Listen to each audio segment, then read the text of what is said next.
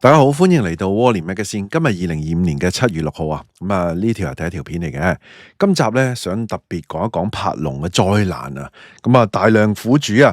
其實咧我喺7個月前啊，我諗6、7個月前咧都已經有預示過咧呢個柏龍咧將會成為撻訂嘅大災區嘅。依家咧估唔到啊，118火撻訂啦，啱啱嘅咋，呢2個月嘅咋。金管局咧搞咗好多嘢出嚟咧，幫唔到佢哋啦。涉及咧10億嘅樓價，發展商咧都係會損失慘重嘅。如果佢唔追差價嘅話就算買得到啦，以今天嘅價，其實咧有業主咧，好多業主都唔敢撻訂添嘅，因為咧頭先講咧驚發展商咁大嘅損失，如果追差價咪弊。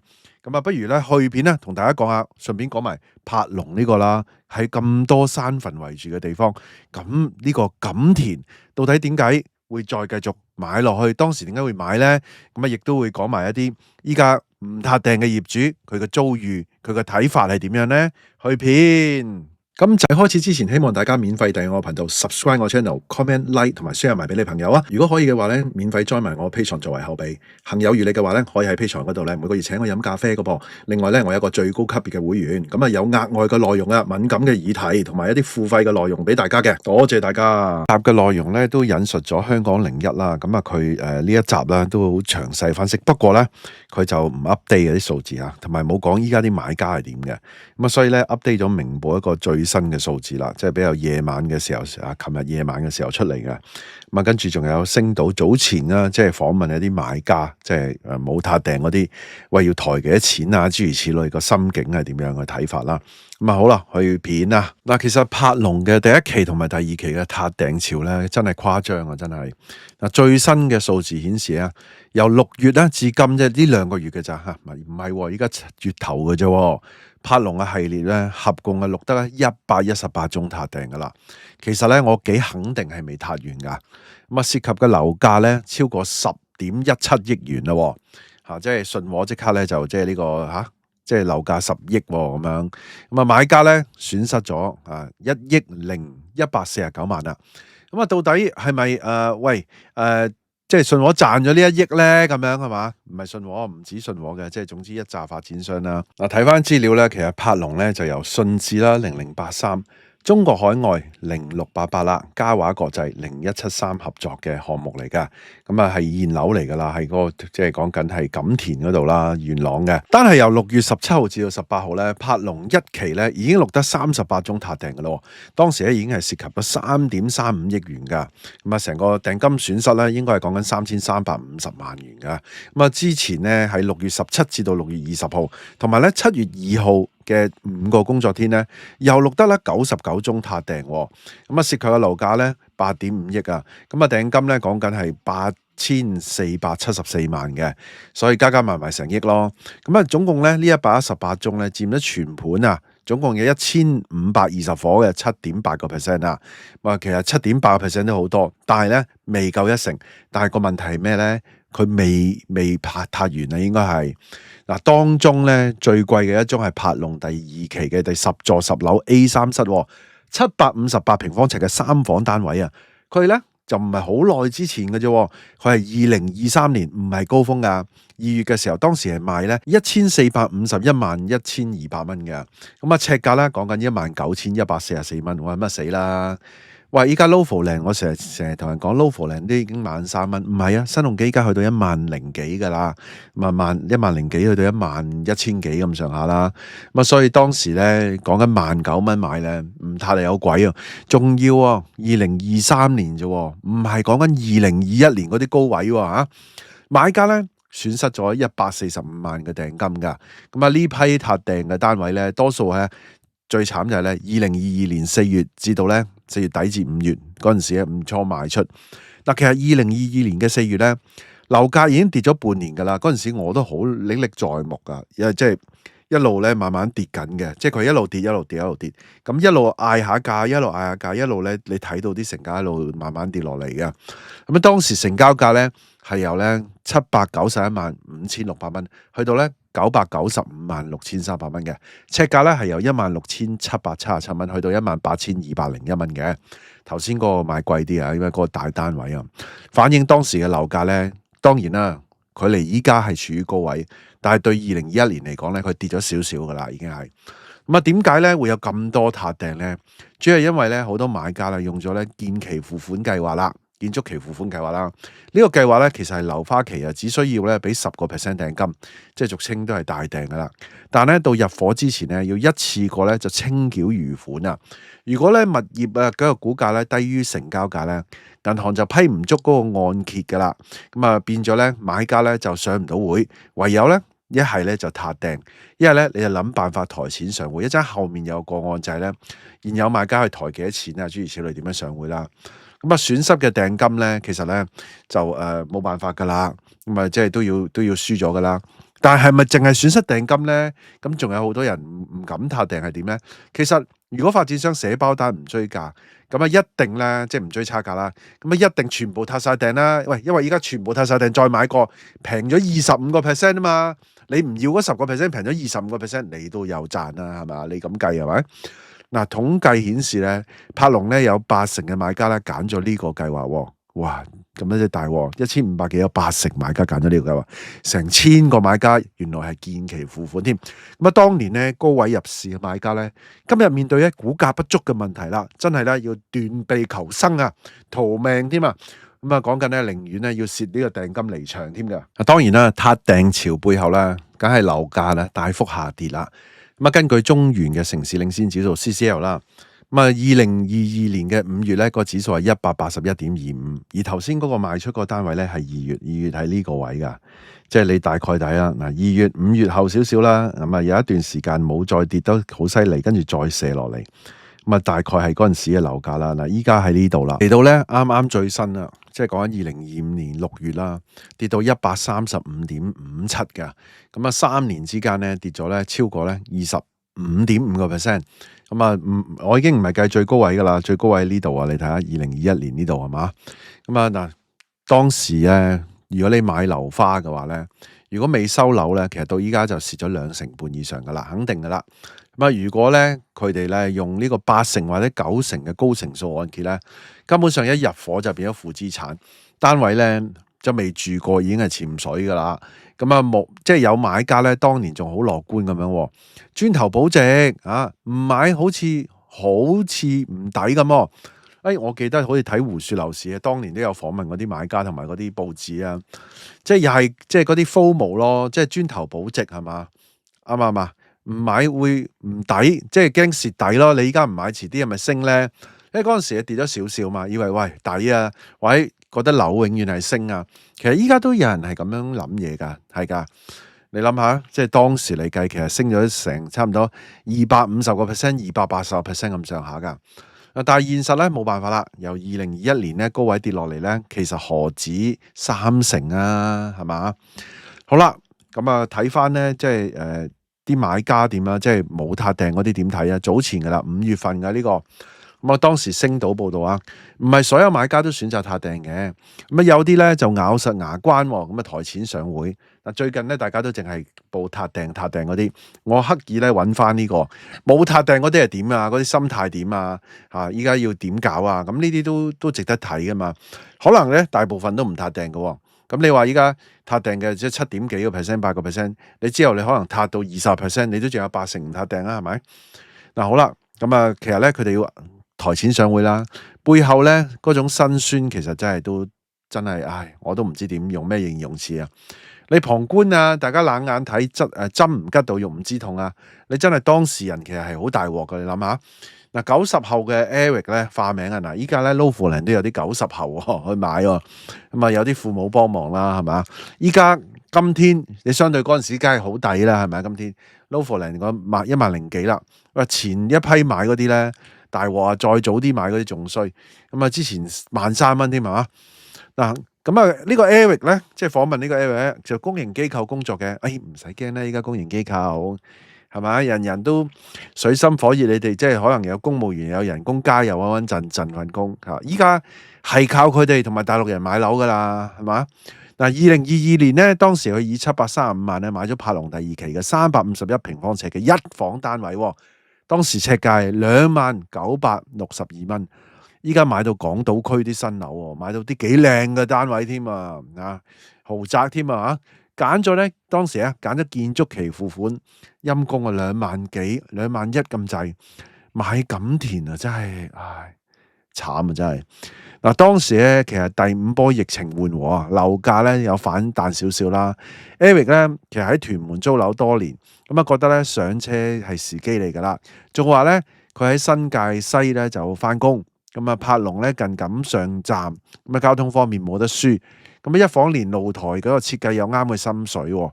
咁啊，其實咧供樓係供30年，咁你嗰份工係咪會打30年咧？我就可能都會嘅，咁有時可能係咪太子啊或者點樣係嘛？點知咧嗱，依家咧就留花期2年半啦，咁啊交樓咯喎。嗱，其實咧已經褪遲咗。我記得上年咧10月啊，10月11月，我有講話佢褪遲到今年3月交樓嘛，依家又好似褪遲到6月係嘛？依家咁啊，即係話咧嗰陣時我話咧佢褪遲咗交樓，反為咧。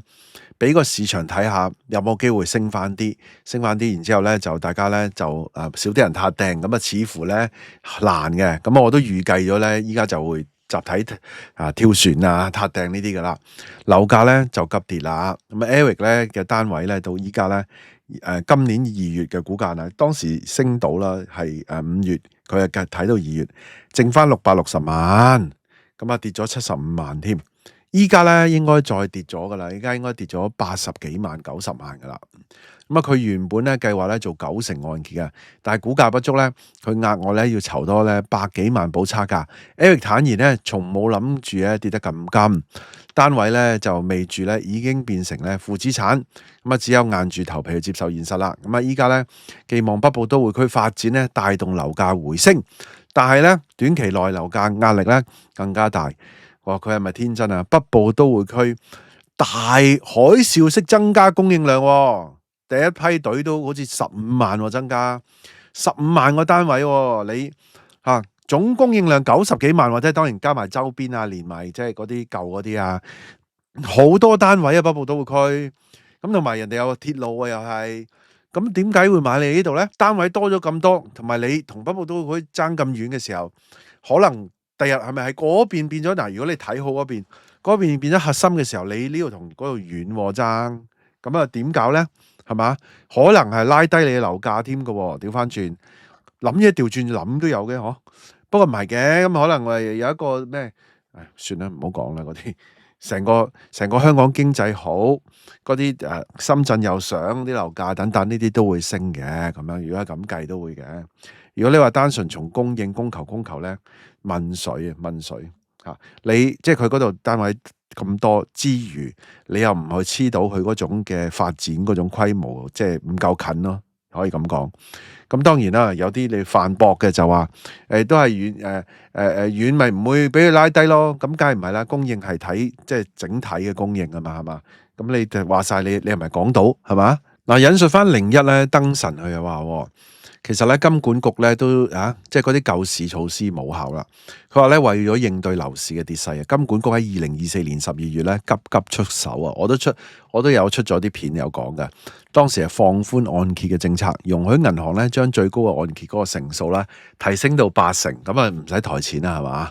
咁啊同埋咧放寬嘅供樓入息比率嘅上限添。咁啊，希望咧2021至到2023年咧，用建期付款嘅買家咧完成交易，減少撻訂，唔使咁抬咁多錢上會係嘛？咁啊，可惜咧，柏龍嘅118宗撻訂咧，同埋 Eric 嘅遭遇咧，你就睇到呢啲措施其實效果有限啦。估價不足咧，同埋經濟環境嘅壓力啊，令到咧好多買家咧都係要撻訂嘅，咁啊即係都係要咬實牙根噶啦。咁但係咧，撻訂嗰啲咧，其實係咪甩咗身咧？可能有機會要補差價嘅喎。咁啊，你仲要睇依家揸落去，你後面咧會唔會真係唔跌落去咧？定係點咧？嗰個情況會更加嚴重。咁啊，有啲人即係討論啦。喂，118戶撻訂，或者之後咧再多啲撻訂，咁多人撻訂嘅時候咧，頭先嗰紮發展商咧就唔敢追差價嘅。其實咧發展商唔一定追差價，有時佢賣到出去，但係而家佢賣到出去咧，佢減2成半賣出去嘅情況咧，咁發展商咧又唔見咗成半喎，額外地咁可能佢會追差價嘅喎。而家啲發展商嗱，不過咧順治好啲，順治嗰個冇負債比率嗰啲咁嘅嘢嘅，咁啊可能好啲，其他好難講喎，其他。咁啊比較係長實會追啦，但係依家唔知嘅，唔知嘅。但係其實對於發展商咧兩難，佢一追咧，其實佢後面啲盤嘢都難賣，你嚇親嗰啲買家，嚇親全香港買家添，係嘛？都唔一定嚇得到嘅。有啲人個信心好強噶嘛，好有信念噶嘛，將來會好啊，各樣嘢都我哋都期盼嘅。但係佢哋係加咗多一重嘅信心，衝入去買嘛。依家係好啦，咁啊睇翻咧嗱，撻唔撻訂咧？其中有一樣嘢又係啦。租金回報咁你點啦？咁啊雖然咧買賣市場咧都受壓啦。嗱，其實咧新盤依家係賣到嘅，真係柏龍咧依家再掉出去賣咧都賣到嘅，加埋嗰個 Lofoten 嗰啲唔錯噶個氣氛啊，係咪回暖咧？係有啲噶啦，嗰個價咧就當然啦，依家咧都有少少輕微，冇咁跌得犀利，輕輕升少少，但係新盤都係繼續劈價噶，二手樓賣出去咧都係你見到都係劈得好犀利噶。咁啊，所謂嗰啲咩升啲嗰啲咧，就睇指標嘅啫。咁啊，睇下你信唔信咯。嗱，咁啊講翻咧，咁啊租賃市場咧就冇得拗，其實真係有生氣嘅，都係掂嘅。咁啊，中原地產嗰個數字顯示咧，6月份咧柏龍咧錄得30宗嘅租賃成交，平均嘅尺租咧係40蚊嘅喎。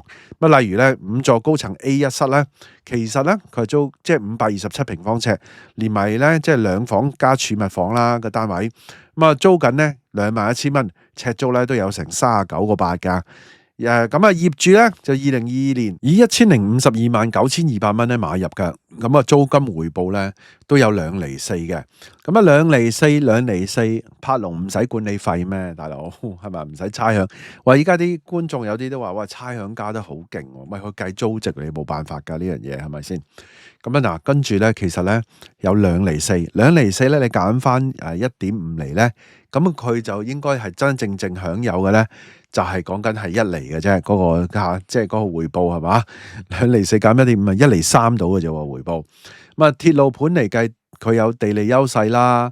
咁啊佢講話北部都會區發展嘅潛力喎。哇咁樣攞嚟 sell 咁啊，但係即係有辣有唔辣雙引刀咯。我想講咁啊都吸引到啲租客嘅。咁啊租賃嘅市場咧就其實就比買賣係穩定啲嘅，因為你而家賣都難搞啲係嘛？都要劈價賣咯。好啦，咁啊回想翻啦，睇翻即係當時嘅情況嚇，即係回想翻當時2022年5月嘅時候，柏龍開售嘅時候真係好勁嘅，又係好似今日咁樣嘅熱鬧到爆噶。全盤咧1520咧分2期發展，咁啊當時嘅政府放寬嗰個限聚令啊賣樓啊，咁啊當時咧大力推個盤，咁啊4輪銷售咧總共賣出咧推出300至400伙，咁啊都係賣超過90嘅。又係成日一 Q 清啊嘛，90%啊！首輪咧銷售當日咧，朝頭早8點幾咧，已經有過百人咧戴住口罩咁排隊嘅。回帶睇翻係嘛？咁啊，其實嗰個隊伍咧係尖沙咀咧圍咗一個圈添啊，排隊個隊伍。咁啊，仲咧驚動到警察咧出動，要保持社交距離。咁啊，連 Mirror 嘅成員啊，當時啊，哇！我睇翻01報道，阿 J 柳應廷咧。都係親臨睇樓，但係好似話咧，佢冇買到啊，所以咧就逃過一劫啦。3年之後咧，你睇翻一撻訂潮，咁啊佢真係行運，咁佢梗係有運啦，係咪先？梗係有運啦。咁咧嗱，柏龍110宗同埋 Eric 嘅遭遇咧，其實你睇到即係個樓市嘅情況，仲有咧後面1500幾宗啦。咁啊你睇下會點樣喎？咁依家咧6月份啊，但係大家咧依家覺得咧平咗啲樓係嘛？6月份咧都成1500宗咧交易㗎，咁啊連續5個月咧過千宗啊，即係講緊買新樓嗰啲啊。但係撻訂數字咧，亦都係創新高啊！6月份，我之前拍咗唔特別喺呢度講㗎啦。咁啊大家唔知點睇呢個故事啦。咁啊，你哋覺得信和會唔會追差價咧？咁啊，當然啦，嗱喂，講少少呢個啦。咁啊，柏龍呢個位置咧，其實咁上路啊，就依家都13,000蚊，其實就唔係好值啊，我覺得真係咁啊，而且咧，佢係好多地方要望山墳，你買呢度咧，你都要睇下，哇！真係呢個好，哇！我有啲密集恐懼症啊，我睇到你哋有冇啊？密集恐懼症，哇！大佬好密啊，即係係咯。